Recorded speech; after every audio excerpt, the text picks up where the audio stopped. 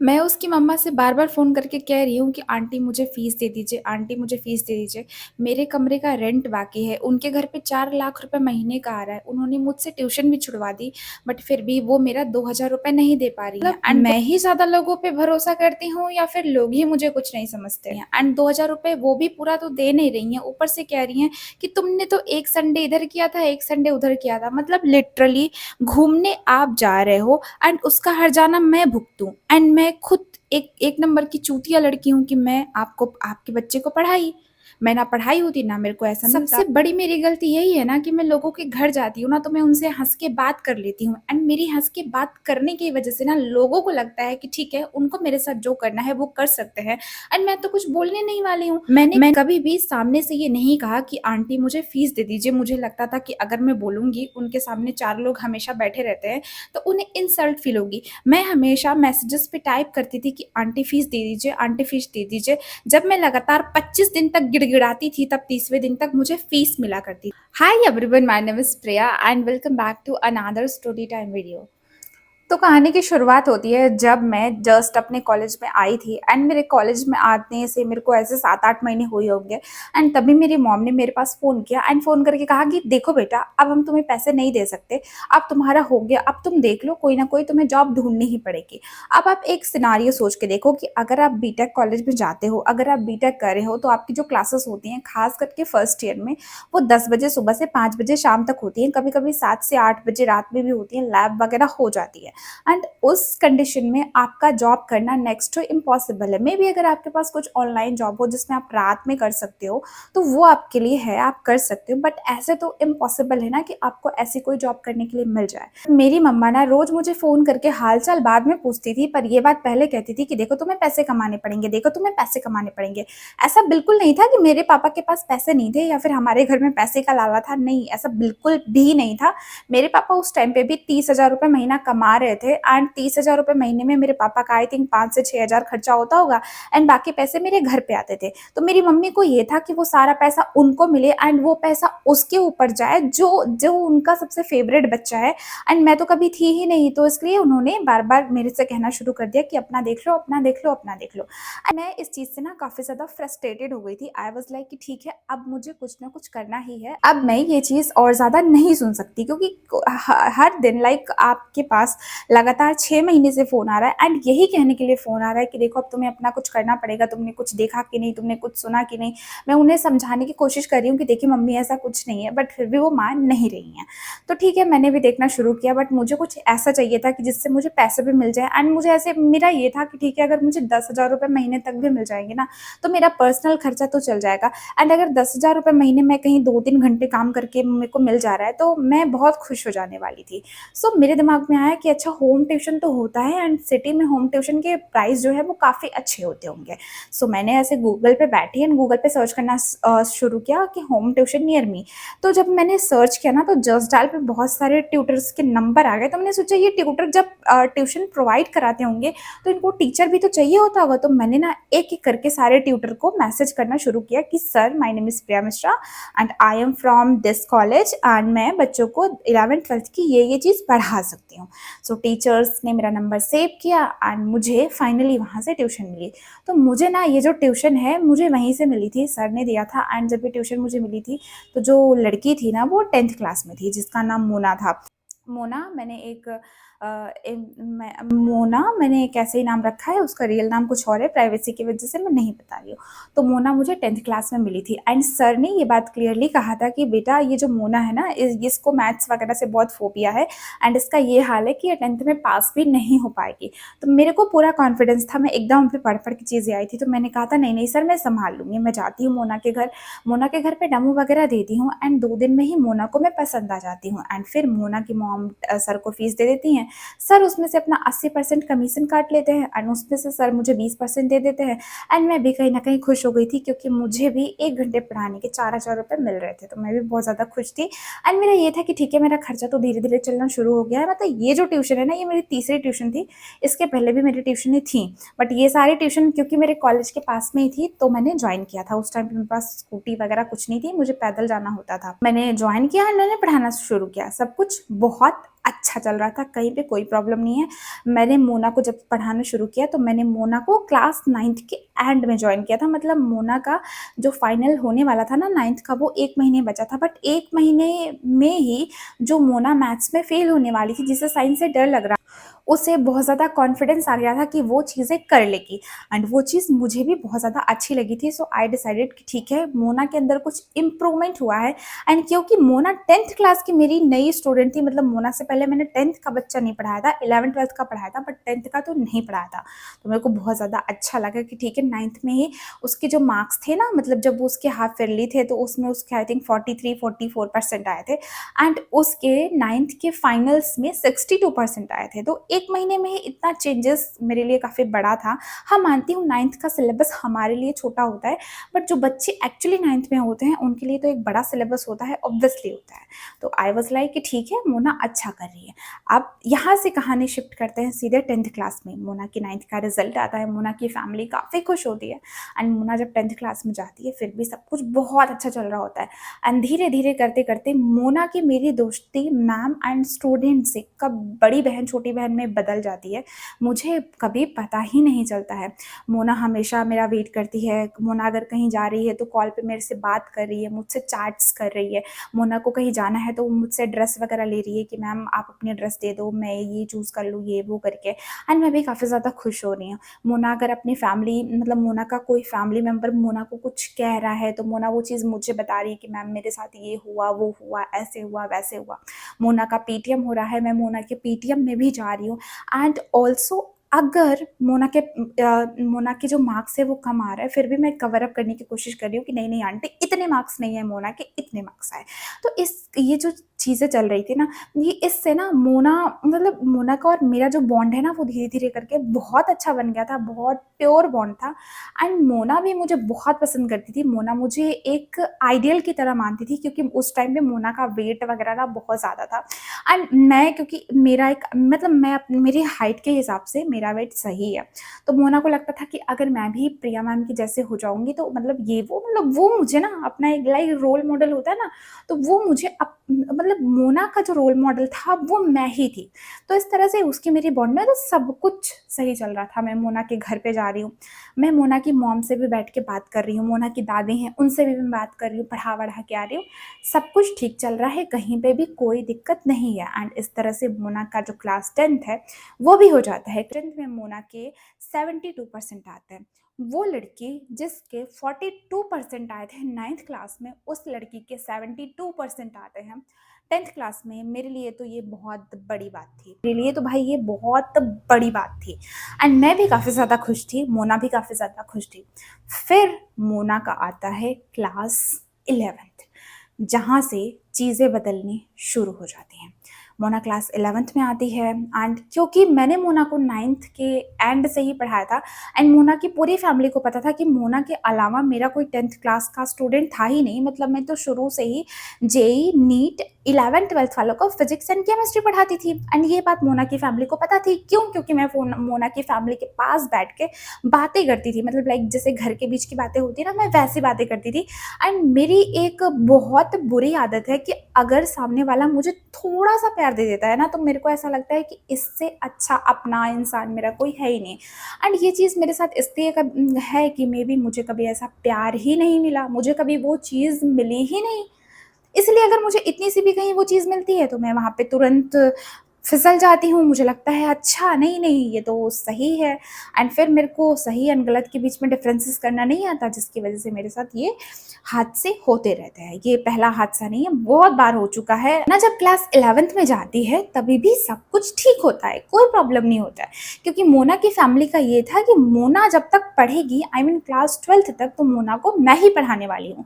And मुझे भी ये चीज़ था कि ठीक है, क्लास 12th तक तो मोना को मैं ही पढ़ाने वाली हूँ, मुझे भी ये चीज़ था, क्योंकि तब तक ना मेरा कॉलेज भी हो जाता। मतलब मोना जैसे ही 12th पास आउट होती, वैसे ही मेरी बीटेक हो जाती।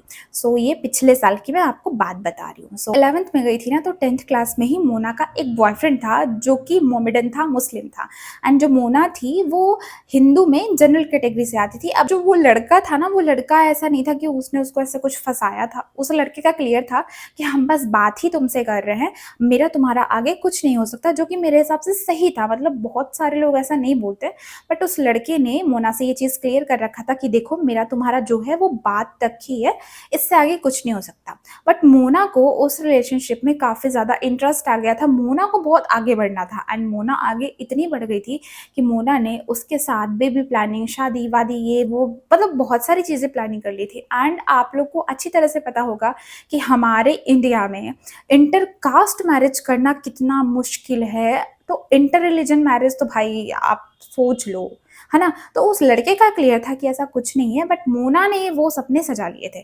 फिर एक दिन आता है, वो लड़का नीट का एग्ज़ाम देता है, उसका क्लियर हो जाता है, वो कॉलेज जाता है, एंड वो मोना को क्लियरली बोलता है कि देखो अब मुझे तुम्हारे साथ रिलेशन में नहीं रहना।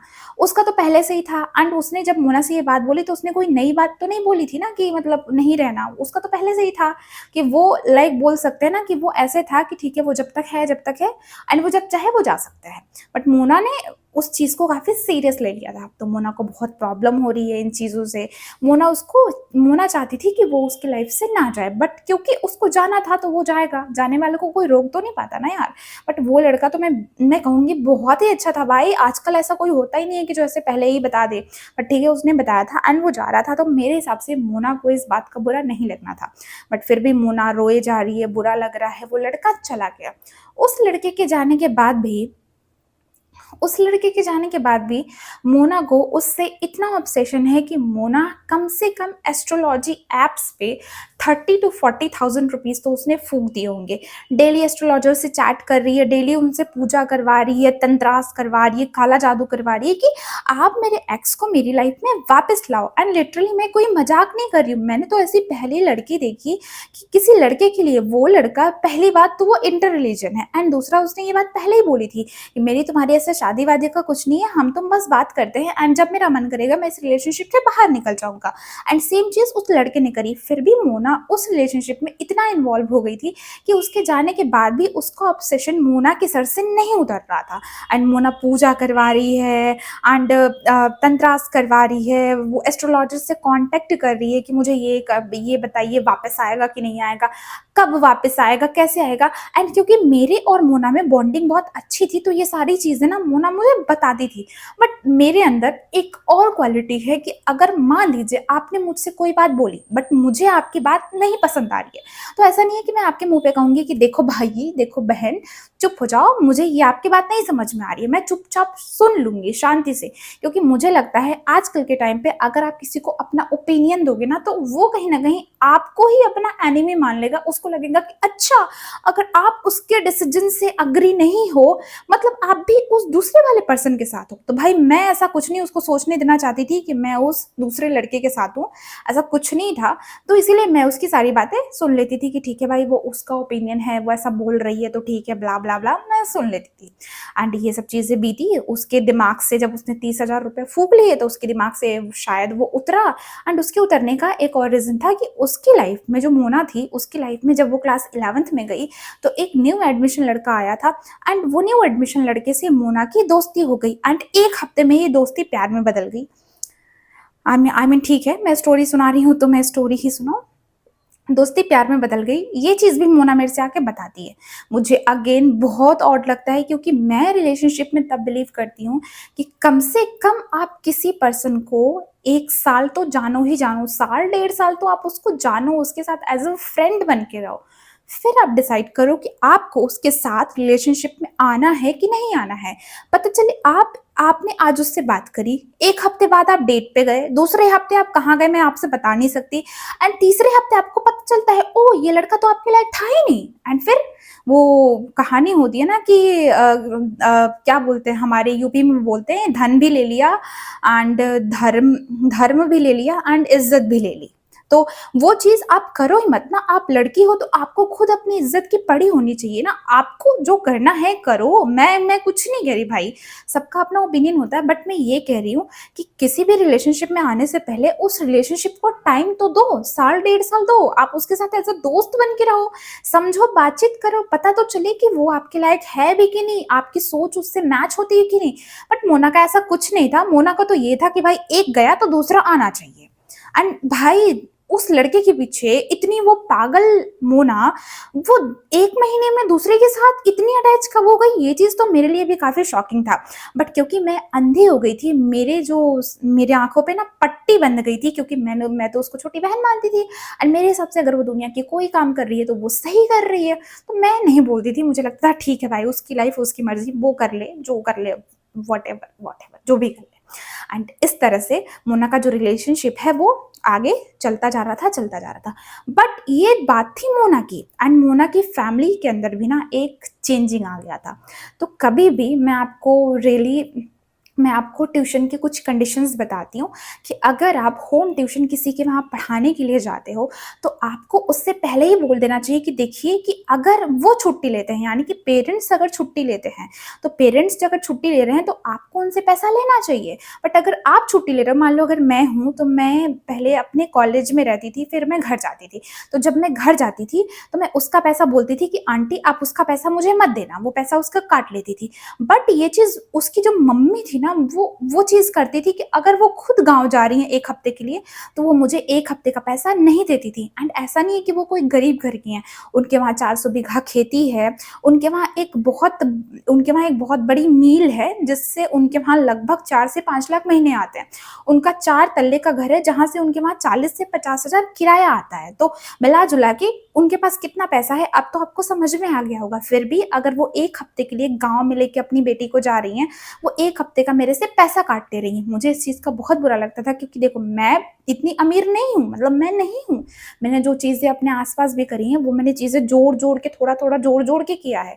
मैंने ऐसे नहीं करा है कि बस कहीं पैसा रखा था मैंने खरीद लिया, नहीं, ऐसा कुछ भी नहीं है ना? बट वो जब मेरे पैसे काटती थी तो मुझे बहुत बुरा लगता था। बट क्योंकि मैंने आपको बताया ना कि मैं अंधी हो गई थी, तो मेरे को लगता था ठीक है, मेरी बहन जैसी है, तो अगर 1 हफ्ते का नहीं भी दे रही हैं तो क्या फ़र्क पड़ता है। मैं उस चीज़ को अपने दिमाग में चढ़ने ही नहीं देती थी, एंड मैं ट्यूटोरियल के थ्रू गई थी। तो ट्यूटोरियल जो 80% पैसा लेते हैं, वो इसी बात का लेते हैं कि अगर कोई पेरेंट्स पैसा ना दे, तो वो फ़ोन करेंगे एंड ऐसी चीज़ हो तो करेंगे। बट कभी मैंने ट्यूटोरियल को बताया ही नहीं कि मेरे साथ ऐसा कुछ हो रहा है। फिर एक दिन की बात है, जो मोना की मम्मी होती हैं वो गाँव चली जाती हैं, बट मोना को वो यहीं पे छोड़ के जाती हैं, एंड मोना की बड़ी मम्मी यहाँ पे रहती हैं। तो उसकी जो मम्मी, मोना की जो रियल मम्मी होती हैं, वो 1.5 महीने तक गाँव में रहती हैं, एंड 1.5 महीने तक मोना अपनी बड़ी मम्मी के साथ यहाँ पे रहती है। तो जब मैं मोना की मम्मी से फीस माँगती हूँ, तो मोना की मम्मी पता है मेरे से क्या बोलती हैं? बेटा 1 महीने की ही फीस है, 1.5 महीने की फीस नहीं है। मैं टोटल शॉक्ड हो जाती हूँ, क्योंकि मैंने आपको बताया ना कि मोना की मम्मी जो हैं, वो पहले से मेरे साथ ये सब करती आ रही थी कि वो 1 हफ्ते कहीं जा रही हैं तो पैसे नहीं देती थी, तो इसीलिए मैं लिख देती थी कि फलाना डे से फलाना डे ट्यूशन ऑफ, एंड इतने दिन से इतने दिन तक ट्यूशन स्टार्ट। तो मैंने जब से ट्यूशन स्टार्ट करा था, जब उनकी मम्मी गाँव गई थी, वो चीज़ मैंने लिखा हुआ था, व्हाट्सएप पे लिख के उनको ही भेजा था। ऐसा नहीं है कि मैंने अपने पास लिखा हो तो कोई झूठ है। मान लो जैसे कि आज मोना की मम्मी गाँव गईं, तो मैंने आज ही टाइप करके मैसेज लिख दिया कि मोना आज तुम्हारी मॉम जो है वो गाँव चली गई, एंड वो आई तो मैंने वो भी लिख दिया, एंड वो मैसेज भी मैं उनको दिखा रही हूँ बैठा के। मैं कह रही हूँ आंटी देखिए, उस टाइम पे मेरे पास पैसे नहीं थे, लिटरली नहीं थे मेरे पास पैसे।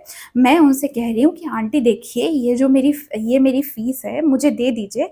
बट वो कह रही नहीं, ऐसा है ही नहीं। उनकी बड़ी मम्मी कह रही थी कि तुमने 1 महीना पढ़ा है। मैं कह रही हूँ आंटी मैंने लिखा है आप पे प्रॉपर।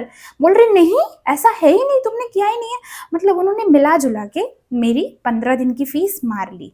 वो लड़की जो 10 से 11,000 रुपये महीने कमा रही थी, उसका 2500 रुपये मार लूँगी, क्या हो जाएगा उससे, है ना? बट फिर भी मैं पता नहीं कैसी हूँ कि फिर भी मुझे उनकी बेटी से अटैचमेंट नहीं छूट रहा था। ये दिन मेरे को देखना बाकी था, इसीलिए नहीं छूट रहा था।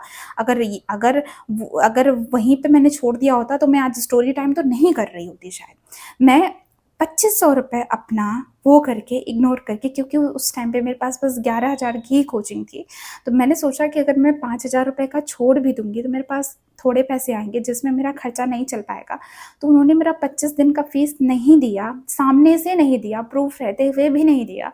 फिर भी मैंने ना तो ट्यूटोरियल से वो चीज़ बोली, ना तो मैंने ट्यूशन छोड़ी, फिर भी मैंने कंटिन्यू किया कि ठीक है आंटी, कोई बात नहीं।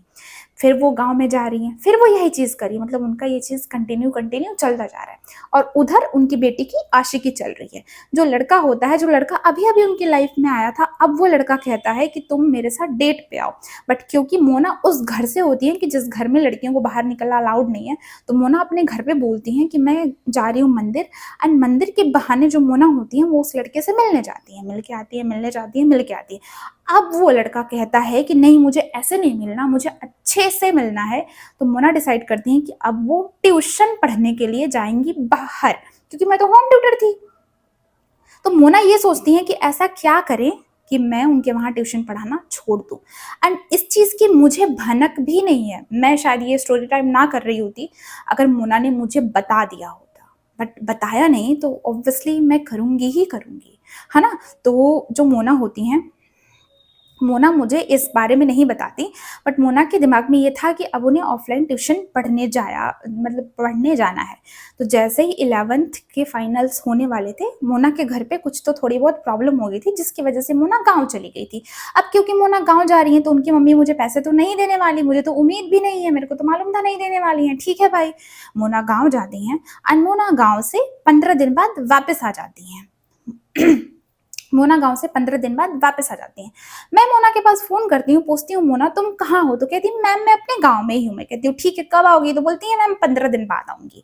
फिर 15 दिन बाद मैम उनको फोन करती हूँ कि मोना बताओ कहाँ हो, कब आओगी? मैम मैं अपने मामा के वहां चली गई, मैं 15 दिन बाद आऊंगी। मैंने कहा ठीक है, ओके। फिर मैं 15 दिन बाद फोन करती हूँ, मोना कहाँ हो? फिर मोना कहती है मैम मैं अपनी मौसी के वहां चली गई, मैं इतने दिन बाद आऊंगी। तो ये ऐसे ऐसे करते करते मतलब 3 महीने बीत, आई थिंक 2 महीने बीत जाते हैं। एंड फिर एक दिन मोना ने कुछ किताब मंगवाई थी, एंड मोना कहती है कि मैम वो किताब मैं आपके एड्रेस पे मंगा रही हूँ। अब पता नहीं मोना ने वो किताब मेरे एड्रेस पे क्यों मंगाई थी, बट मैं ज्यादा सोचती नहीं हूँ, तो मैंने कहा था ठीक है भाई, तुमको मंगाना है तो तुम मंगा लो। मोना वो किताब मेरे एड्रेस पे मंगाती है, मेरे वहां वो किताब आ जाती है एंड रखी रहती है। एंड उस टाइम पे 3 महीने से मोना की मम्मी ने मुझे कोई फीस नहीं दिया था। मेरे पास और भी ट्यूशंस आ रही थी, बट क्योंकि मुझे ये था बेचारी मोना वो तो मुझसे ही पढ़ेगी, किसी से पढ़ेगी नहीं, तो जाने दो, मैं कोई ट्यूशन नहीं ज्वाइन, मतलब मैं आराम से बैठी थी कि ठीक है मोना को तो मैं ही पढ़ा रही हूँ, इस साल भी मैं ही मोना को पढ़ा रही हूँ। एंड फिर एक दिन मोना का फोन आता है। फोन पे मोना बोलती है मैम आप मेरी किताब आके मुझे दे सकती हैं क्या? तो मैं सोच रही हूँ कि मैं इसकी किताब क्यों देने जाऊँ, मैं तुम्हें सिंपली बोलती, मैं कहती हूँ हाँ जब मैं तुमको पढ़ाने आऊंगी तो उसी के साथ में तुम्हारी किताब लेते आऊंगी। मोना बोलती है मैम अभी मेरा श्योर नहीं है पढ़ना, अभी तो मैं मामा के वहां ही हूँ और मैं शायद अब पढ़ूंगी नहीं। एंड तब मुझे रियलाइज होता है कि ये सब झूठ था, इसको तो मुझसे पढ़ना ही नहीं था, बट इसने मुझसे डायरेक्ट ना बोल के मेरे 3 महीने बर्बाद कराए। एंड इन 3 महीनों में मैं बैठी रही, मेरे पास 1 रुपए नहीं थे, लिटरली नहीं थे। मेरे पास कुछ सेविंग्स पड़ी हुई थी, ऐसे कुछ 10-12 हजार सेविंग के पैसे खाई। सोचो जिसके पास 10-12 हजार रुपए की सेविंग है वो अपनी सेविंग का पैसा खाई। ठीक है मोना ने ये काम किया, बट मोना की मम्मी को तो कॉमन सेंस था, उनको तो एक बार सोचना था ना कि क्योंकि प्रिया बैठी है कि वो पढ़वाएंगी, बट नहीं पढ़वाया। तो ठीक है मुझे बहुत बुरा लगा, मैंने इस पे कोई रिएक्ट नहीं किया। मोना मेरे घर पे आई, मैंने किताब दिया, मोना चली गई। बट फिर भी अभी भी 20 दिन की फीस जो मैंने 20 दिन पढ़ाई थी, एंड ये फीस मार्च की है, मतलब ये फीस मार्च की थी। एंड मैं मोना से कह रही हूँ कि मोना फीस दे दो, फीस दे दो, फीस दे दो। वो मोना जिसके घर पे 4-5 लाख महीने आ रहे हैं, वो मोना पता है मेरे से क्या कहती है? मैम हमारा क्रेडिट कार्ड खराब है, हम आपको थोड़ी देर में पेमेंट करेंगे। और ये बहाना अभी से नहीं चल रहा, 1.5 महीने से चल रहा है। कभी मोना की मम्मी बीमार होती हैं, कभी मोना के घर कुछ चल रहा होता है, एंड कभी मोना का क्रेडिट कार्ड खराब हो जाता है। तो मैं कहती हूँ कि भाई तो तुम ऐसा तो है नहीं, तुम्हारी मम्मी, तुम्हारी बड़ी मम्मी है, आंटी हैं, सब लोग एक में ही है, तुम किसी से करवा दो। मोना का इस पे कोई रिप्लाई नहीं आता है। मैं फीस मांग मांग के थक जाती हूँ कि भाई ठीक है, एक तो तुम्हारी मम्मी ने 3 साल से मेरा चूतिया काटा, बट मैं चुपचाप इसलिए कटती रही क्योंकि मैंने तुम्हें बहन माना था। एंड फिर इस पे मुझे गुस्सा आई, मैंने मोना को फोन करके यही सब बोला। तो पता है मोना मुझसे क्या बोलती है, मैं आपको बताती हूँ। मेरे पास चैट्स पड़ी है, मैं आपको दिखाऊंगी। और मैम हमको नहीं पता था, हमारी मम्मी तो आपको बेटी के जैसे मानती थी, आप आती थी तो खाना वाना पूछ लेती थी, हम आपको नींबू पानी बना के देते थे। अरे बहन तो मत देती ना नींबू पानी बना के। एंड कोई किसी के घर जाता है, कोई स्ट्रेंजर भी किसी के घर जाए तो वो भी उसको गर्मी में नींबू पानी दे देता है, कभी किसी को भूख वूख लगी है तो खिला देता है ना। तुमने तो मुझे 1-2 दिन खाना खिलाया, तुमने जुड़वा दिया। अब तुमने कितनी बार पार्टी करने मेरे साथ गई, मैंने उसका बिल भरा, उसका क्या? उसका तो कुछ नहीं ना। बट मैंने बस एक बात बताई, ये था। मोना की मम्मी ने मुझे फीस नहीं दिया। फाइनली जो ट्यूटोरियल थे जिनको मैं कॉल नहीं करना चाहती थी, मुझे उनको कॉल करना पड़ा, तब जाके मोना की मम्मी ने फीस दिया। मतलब मुझसे पढ़वाया भी नहीं, मेरा 3 महीने का घाटा भी करवाया, एंड जो पहले की भी फीस बची थी वो भी उन्हें नहीं देना था। भाई इतने पैसे लेके कहाँ जाओगे? एंड फिर यही लोग कहते हैं कि भगवान मेरे साथ क्यों बुरा करता है? आप छोटे-छोटे लोगों का बुरा करोगे, जो 5,000, 10,000, 20,000 ही कमाता है, आप उसके पैसे ठग रहे हो। आपके पास लाख 2 लाख रुपए महीने आ रहे हैं, आपको शर्म नहीं आ रही है, एंड फिर आपको भगवान से उम्मीद है कि भगवान आपके साथ अच्छा करे। भाई कैसे? यूनिवर्स सब देखता है, एंड यूनिवर्स उसी के अकॉर्डिंग डिसीजंस लेता है।